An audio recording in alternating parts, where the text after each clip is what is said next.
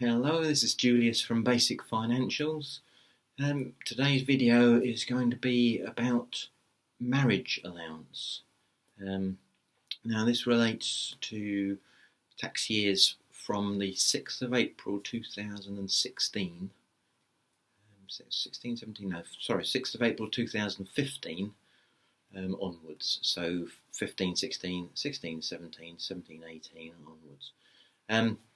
Now basically, what this marriage allowance, if your wife, your husband, or your civil partner earns less income than you can transfer part of your personal tax allowance to your partner. Now, that if you're not earning enough or don't receive enough income to use all your personal tax allowance, but your partner is earning more than the tax allowance, then they'll be paying tax, you aren't paying tax, and part of your tax allowance is effectively being wasted. So this marriage allowance is what enables you to transfer part of it to them so it can be used. Now, the rates is 10% of the personal allowance. Now, for the year ended 5th of April 2019, the personal allowance is 11,850. You'd think that would be 1,185, but it's actually 1,190 pounds that you're allowed to transfer from you to your partner for that tax year. Now, what that means is, let's say, for example, your total income is say £10,000. and your partner's total income is £20,000, you haven't got enough income to be using up your personal allowance. So if you were to transfer £1,190 of your 11,850 to your partner, you would still have enough personal allowance left to not pay any tax, because your income is £10,000.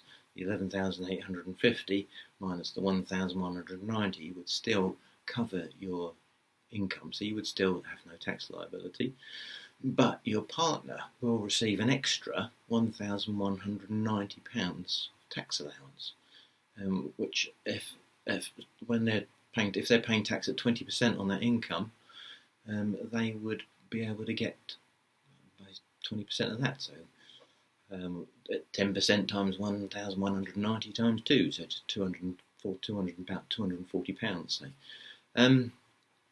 So you can also backdate that claim. So you can backdate it from that first tax year that I was saying, so 2015-16.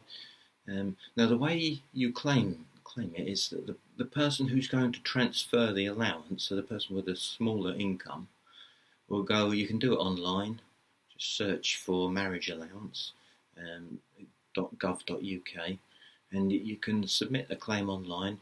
You say you'll need your national insurance number and your partner's national insurance number, and what will happen is, once you've submitted that claim, your tax code, I did a video about tax codes previously, so have a little look at that. Your tax code will reduce, so you'll have less of an allowance on your tax code, but your partners will go up. So from their PAYE income, they will pay less tax each month.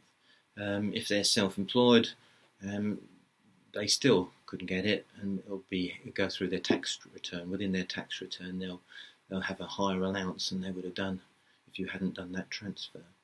Now, you can't make that claim if your partner is a higher rate taxpayer, and that's round about income of 45,360 or something like that for the tax year, or 46,350 is for the year ended 5th of April 2019. That's the figure. So if the higher income earner is receiving that amount or more, then you can't do it. Yeah, I think that's probably enough. Have a little look. There's lots of information about it online, but it's something that can easily get missed. Don't confuse marriage allowance with the married couple's allowance. Married couples allowance is something that people where one partner is born before, I think it's 5th of April 1935, I think. So for older people, um, that's something that they used to be able to claim and still can if they're that age. That's probably going to be more beneficial than marriage allowance. But marriage allowance is something that applies to far more people now. So yeah, go ahead and make the claim and get a refund. Um, yeah, if you like and subscribe as usual, please, and any comments as usual in the box below, and I'll see you again soon.